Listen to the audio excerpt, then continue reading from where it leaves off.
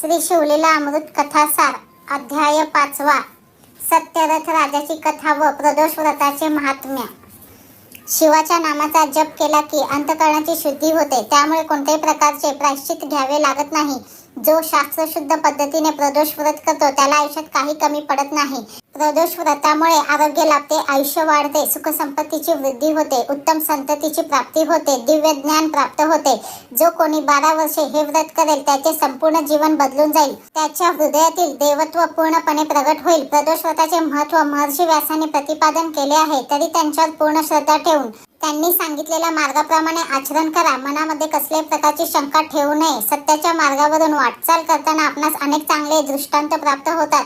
शौनक आदी ऋषींना सूत शिव महिमा सांगू लागले. पुरातन काळी सत्यरथ नावाचा एक राजा राज्य करीत होता. तो महापराक्रमी होता. मोठमोठी युद्धे त्याने जिंकली होती. धर्माच्या मार्गाने तो वाटचाल करीत होता. तो नित्याने शिवाची आराधना करत असे. एके दिवशी शाल्व देशाचा राजा आपले मोठे सैन्य घेऊन सत्यरथाच्या देशात आला. दोघांमध्ये घनघोर असे युद्ध झाले. त्यामुळे सत्यरथाचा पराभव झाला आणि युद्धात तो मारला गेला. त्यामध्ये शत्रू सैन्याने नगरामध्ये प्रवेश केला. सत्यरथ राजाची राणी गरोदर होती. तिचे दिवस भरले होते. पण शत्रू नगरात शिरलेला कळताच ती चोर वाटेने रानात पळून गेली. रानावनात जीवाच्या आकांताने ती पळत होती. शत्रूच्या भीतीने ती मागे पुढे पाहत पुन्हा पळत होती. आपण शत्रूच्या हाती तर लागणार नाही ना, अशी तिला भीती वाटत होती. त्या विचाराने भीतीने ती बेशुद्ध होई सावध होताच पुढे पळत होती. अतिशय सुकुमार सौंदर्यवती अशी ही राणी होती. रानावनात पळताना तिच्या पायात काटे टोचत होते. तिला असह्य वेदना होत होत्या. आता केवळ कष्टच होते. प्रारब्ध कर्मामुळे प्रत्येकाला फळ भोगावेच लागते. राणीच्या नशिबी आता केवळ कष्टच होते. अनेक दासींमध्ये वावरणारी राणी आज एकटीच पडली होती. तिच्यासोबत कोणीच नव्हते. दमून भागून गेलेली ती राणी शेवटी एका झाडाखाली बसली. तहानेने तिचा जीव व्याकुळ झाला होता. तोंड कोरडे पडले होते. त्यातच तिला आता प्रसव वेदना सुरू झाल्या. या अत्यंत कठीण अशा परिस्थितीमध्ये प्रेमळ माणसे आपल्या सोबत असावीत असे वाटते. पण आता तिच्याजवळ तर कोणीच नव्हते. पाण्यासाठी ती मोठमोठ्याने ओरडत होती. पण तिचे ते ओरडणे ऐकण्यास एकही दासी अथवा कोणीच नव्हते. अशा परिस्थितीतच तिने एका सुंदर गोंडस मुलाला जन्म दिला. आता ती थोडी सावरली. पुत्रमुख पाहून तिला अतिशय आनंद झाला. तिच्यात थोडे बळ आले. बाळाला झाडाखाली सोडून राणी इंदुमती हळूहळू चालत जवळच असलेल्या सरोवरापाशी गेली. पाणी घेण्यासाठी ती पाण्यात जाऊन पाणी घेऊ लागली. पण तेवढ्यात तिथे असलेल्या मगरीने तिचा पाय आपल्या तोंडात धरला व तिला मारून टाकले. इकडे नुकताच जन्मलेला राजपुत्र झाडाखाली एकटाच पडला होता व मोठमोठ्याने रडत होता. त्या बाळाचे रडणे ऐकून तेथून निघालेली एक विधवा ब्राह्मण स्त्री तेथे आली. तिच्या कडेवर 1 वर्षाचा एक लहान मुलगा होता. तिलाही कोणी नव्हते. त्या गोंडस बाळाला पाहून तिला आनंद झाला. पण तो रडत होता. त्याच्या जवळपास कोणीच नव्हते. त्यामुळे तिला त्याची दया आली. नुकताच जन्मलेला हा बाळ कोणाचा बरे असेल? हा येथे कसा आला? आपण याला उचलून घ्यावे का? इथेच ठेवले तर जंगलातील हिंस्र प्राणी याला मारून टाकतील. असे अनेक विचार तिच्या मनामध्ये आले. ती गोंधळून गेली. काय करावे हे तिला समजेना. तेवढ्यात एक आश्चर्य घडले. भगवान शंकर यतीच्या वेशात तेथे आले. ते त्या स्त्रीला म्हणाले, ह्या बाळाला तू आपल्या घरी अवश्य घेऊन जा. ह्याच्या पायगुणाने तुझे भाग्य उदयाला येईल. हा क्षत्रिय असला तरी स्वतःच्या मुलाप्रमाणे ह्याचा तू सांभाळ कर. पण ही गोष्ट मात्र तू कोणासही सांगू नकोस. तुझे भाग्य थोर म्हणून हा बाळ तुला सापडला आहे.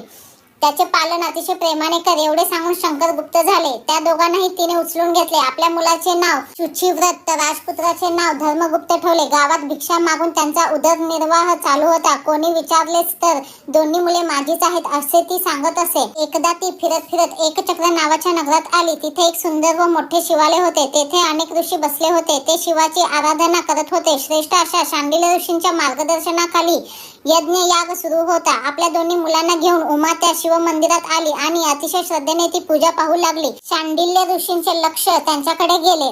धर्मगुप्ताकडे तर ते अतिशय निरखून पाहू लागले व म्हणाले, हा खरे तर राजपुत्र, पण दैवगतीमुळे तो दीन झाला आहे, लाचार झाला आहे आणि आपल्यासमोर भिक्षा घेण्यासाठी आला आहे. शांडिल्य ऋषींचे हे बोलणे ऐकताच उमेने साष्टांग नमस्कार घातला व म्हणाली, महाराज आपण थोर विभूती दिसता. आपणास त्रिकाल ज्ञान आहे. आपणास भूत भविष्य सर्व काही समजते. कृपा करून याचे आई वडील कोण आहेत? ते जिवंत आहेत का?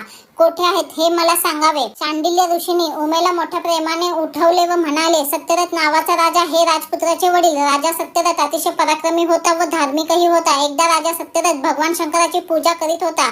तो दिवस प्रदोषाचा होता. अतिशय श्रद्धेने मनोभावे शंकराची पूजा करीत बसला असता अचानक त्याच्या नगरावर शत्रूंनी हल्ला चढविला. नगराच्या सर्व बाजूनी त्यांनी वेढा दिला होता. हे कळताच भगवान शंकराची पूजा तशीच सोडून तो उठला. आता शत्रूचा वेढा उठविला पाहिजे, आपल्या प्रजेचे रक्षण केले पाहिजे असा विचार करून पूर्ण तयारीने तो शत्रूशी लढायला रणांगणात गेला.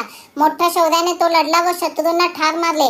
आपण आपले कर्तव्य बजावले या विचारातच तो होता. आपण पूजा पूर्ण केली पाहिजे हे त्याच्या लक्षातच आले नाही.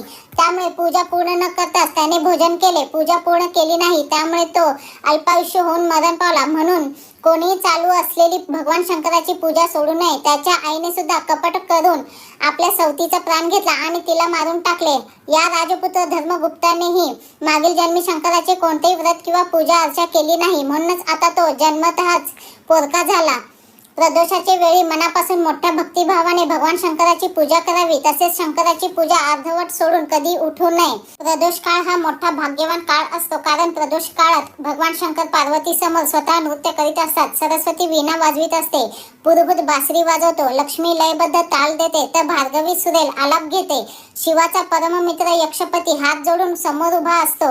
यक्ष गण, गंधर्व, किन्नर, देव हे सर्वजण शंकराचे नृत्य पाहत असतात. हे सर्व उमेने जाणून घेतले. आता तिला आपला मुलगा शुचिव्रताबद्दल जाणून घेण्याची जिज्ञासा निर्माण झाली. अतिशय विनम्रपणे ती म्हणाली, मुनिवर, आपण मला बहुमोल असे ज्ञान दिलेत. मी आपल्याला शरण आले आहे. आता माझा मुलगा दरिद्री का झाला हे कृपा करून सांगावे. तेव्हा शांडिल्य ऋषी म्हणाले, तुझ्या मुलाने मागील जन्मी अन्यायी मार्गाने संपत्ती मिळवली, पण दान मात्र काहीच केले नाही. तसेच शंकराचे पूजनही कधी केले नाही. ज्याप्रमाणे परान्न चोरून खाल्ले तर जीभ जड होते, त्याचप्रमाणे दुसऱ्याचा पैसा फसवून घेतला तर त्या हाताला पाप भोगावे लागते. परस्त्रीची अभिलाषा धरली तर अंधत्व येते. म्हणून परस्त्री किंवा दुसऱ्यांच्या पैशाची अभिलाषा धरू नये. उमेने शांडिल्य ऋषींनी सांगितलेले हे सर्व ज्ञान समजून घेतले आणि आपले दोन्ही पुत्र मोठ्या आदराने ऋषींच्या पायांवर घातले. ऋषींनी त्यांना पंचाक्षर मंत्र दिला आणि प्रदोष व्रत करा असे सांगितले. तेव्हा उमेने ऋषींना प्रदोष व्रत कसे करावे याची माहिती सांगावी अशी विनंती केली. तेव्हा शांडिल्य ऋषी सांगू लागले, प्रदोष व्रतामध्ये पक्ष प्रदोष आणि शनी प्रदोष हे जास्त महत्त्वाचे असतात. त्या दिवशी काही खाऊ नये, सत्कर्म करावे आणि 3 घटका रात्र झाली की भक्तिभावाने शंकराची पूजा करावी. प्रदोष व्रत कसे करावे ते सांगतो. गायीच्या शेणाने भूमी सारवून पवित्र करून घ्यावी. नंतर तेथे कर्दळी अथवा केळीचा सुंदर मंडप तयार करावा. तो सुगंधित फुलांच्या माळांनी सुशोभित करावा. आपण स्वतः शुभ्र वस्त्र परिधान करावे. पांढरे गंध व पांढरी सुवासिक फुले घ्यावीत. श्री शंकराचे लिंग स्थापन करून दक्षिण भागी मुरांतकाची पूजा करावी. तर उजव्या बाजूला अग्नी असू द्यावा. त्याचप्रमाणे गजानन, अष्टमहासिद्धी, अष्टभैरव यांचीही श्रद्धायुक्त अंतःकरणाने पूजा करावी. 8 दिशांचीही पूजा करावी. पूजा झाली की शुद्ध चित्ताने शंकराचे ध्यान करावे. हा नीलकंठ निर्मळ मनाचा आहे, कोट्यावधी चंद्रांच्या प्रकाशासारखा शीतल आहे. अशा ह्या सनातन पूर्ण ब्रह्माची यथासांग मनोभावे पूजा आपण केली तर आपले इच्छित कार्य पूर्ण होते. शांडिल्य ऋषींनी धर्मगुप्त व शुचिव्रत या दोघांना असा उपदेश केला. तेव्हा ते दोघेजण काही दिवस एक चक्र नगरात राहिले व ऋषींनी सांगितल्याप्रमाणे अगदी मनोभावे त्यांनी 4 महिने प्रदोष व्रताचे आचरण केले. शिवपूजेची चोरी कधीही करू नये, कारण ते सर्वात मोठे पाप आहे. तीर्थप्रसाद चोरून घेणे हे तर ब्रह्महत्येचे पाप होय. अशा प्रकारे मोठ्या सात्विकतेने व भक्तिभावाने शुचिव्रत व धर्मगुप्त प्रदोष व्रत आचरत होते. एकदा शुचिव्रत असाच एकटा नदीकाठी फिरत चालला होता. तेवढ्यात त्याच्या समोरची एक दरड एकदम ढासळली आणि त्यातून एक हंडा बाहेर पडला. तो हंडा सोन्याच्या मोहरांनी काठोकाठ भरलेला होता. तो हंडा घेऊन शुचिव्रत आपल्या घरी घेऊन गेला. उमेला खूप आनंद झाला. शुचिव्रत त्यातील धनाचा अर्धा भाग धर्मगुप्ताला देऊ लागला. पण शुचिव्रताने मोठा भाऊ असल्याने धन घेतले नाही. ते दोघेही शिवध्यानामध्ये व शिवपूजनामध्ये मग्न होते. त्यामुळे भगवान शंकराची कृपा प्राप्त झाली आणि दोघांचे वैभव वाढतच चालले. एके दिवशी दोघेजण वनविहार करीत होते. त्याच वनात गंधर्व कन्या खेळत होत्या. त्यातील एक अतिशय सुंदर होती. राजपुत्र धर्मगुप्त तिचे सौंदर्य पाहून आकर्षित झाला आणि तो तिच्याकडे एकटक पाहू लागला. हे पाहून शुचिव्रत त्याला समजावून सांगू लागला, हे धर्मगुप्त, परस्त्रीकडे असे पाहू नये. अशा स्त्रिया पुरुषांना मोहात पाडतात, त्यामुळे अनर्थ घडतो. पुढे काही अंतर चालून गेल्यानंतर त्याला गंधर्व राजाची कन्या अंशुमती दिसली. ती तर अप्सरेपेक्षाही सुंदर दिसत होती. अंशुमती ही त्याच्याकडे पाहतच राहिली. ती विचार करू लागली, आपल्या वडिलांनी शंकराला विचारले होते, माझ्या या सुस्वरूप आणि परमप्रिय कन्येचा विवाह कोणाशी करावा. तेव्हा शंकर म्हणाले होते, सत्यव्रत राजाचा पुत्र धर्मगुप्त आहे, तो माझा परमभक्त आहे, त्याच्याशी तिचा विवाह करून दे. हा तरुण म्हणजे भगवान शंकरांनी सांगितलेला धर्मगुप्त तर नसेल ना? हा किती रूपवान आहे.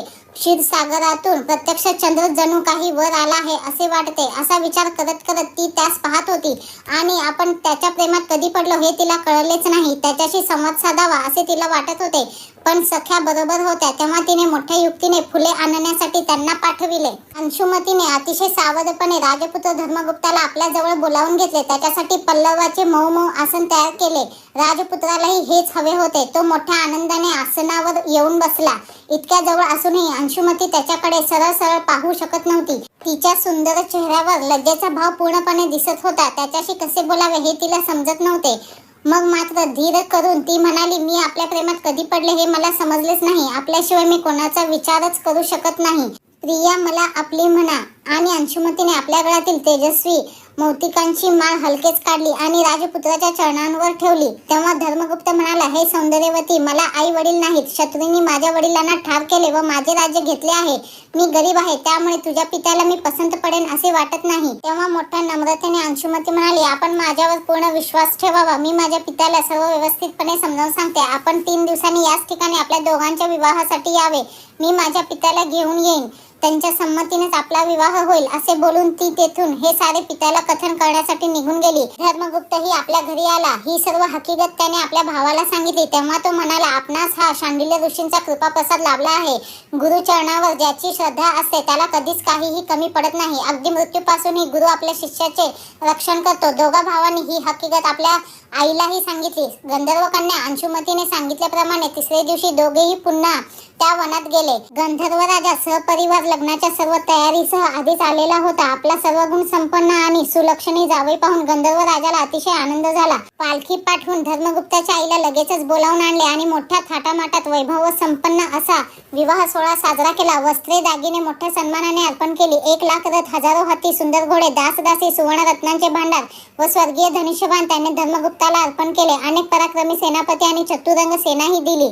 मोठ्या आनंदाने पतीबरोबर चालणारी अंशुमती मंगलवाद्यांचा गजर आणि सेना हे सारे घेऊन धर्मगुप्त आपल्या स्वतःच्या राज्यात म्हणजे विदर्भ नगराजवळ आला. बलशाली गंधर्व सेनेने विदर्भ राजाचा ताबडतोब पाडाव केला. आपल्या वडिलांचा वध करणाऱ्या दुर्मशन राजाला धर्मगुप्ताने मोठ्या दिलदारपणे जीवदान दिले. अनेक देशांचे राजे धर्मगुप्ताच्या भेटीसाठी येत होते. मग एक उत्तम असा मुहूर्त पाहून त्याचा राज्याभिषेक करण्यात आला. आपली माता उमा आणि ज्येष्ठ बंधू शुचिव्रताला योग्य प्रकारे मान देऊन धर्मगुप्ताने पुढे 1000 वर्षे उत्तम प्रकारे राज्य केले.